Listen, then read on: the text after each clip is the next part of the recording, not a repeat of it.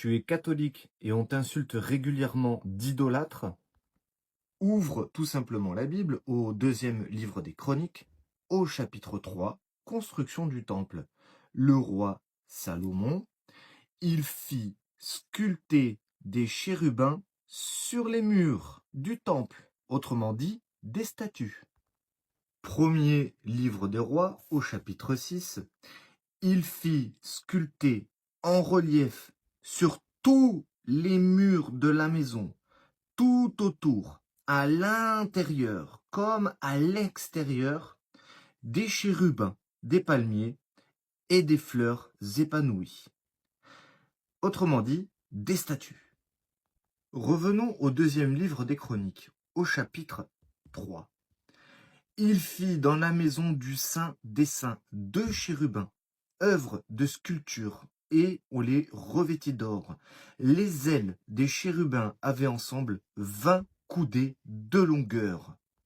Je ne sais pas si vous vous rendez compte, mais c'était une statue immense. Rien que une aile, 20 coudées, ça correspond à 10 mètres.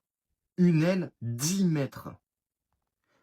Tout cela, dit David, tous les ouvrages de ce modèle, j'en fus instruit dans un écrit par la main du Seigneur sur moi. Et si on te dit, oui, mais vous vous prosternez devant ces statues. Ok, d'accord. Maintenant, on va lire ceci. Ornan regarda, et il aperçut David. Sortant aussitôt de l'air, il se prosterna devant David, face contre terre. Est-ce que Ornan, ici, est un idolâtre? Voilà. Merci. Les adversaires de l'Église catholique se servent de ce verset, Exode 24. Tu ne te feras pas d'image taillée, ni aucune figure de ce qui est en haut dans le ciel, ou de ce qui est en bas sur la terre, ou de ce qui est dans les eaux au-dessous de la terre. Tu ne te prosterneras point devant elles, et tu ne les serviras point. Donc ici, vous voyez qu'on a quelqu'un qui s'est prosterné devant David, ça, on n'a aucun problème avec ça, et on a vu que aussi il y a des choses qui sont en haut dans le ciel, les chérubins, qui sont des images taillées.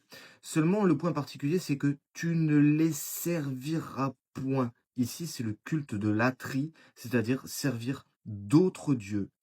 Les chérubins ne sont pas des divinités, et les statues des saints ne sont pas des divinités non plus. Voilà.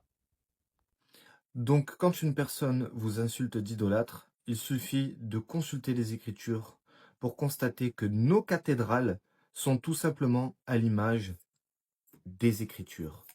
Soyez bénis.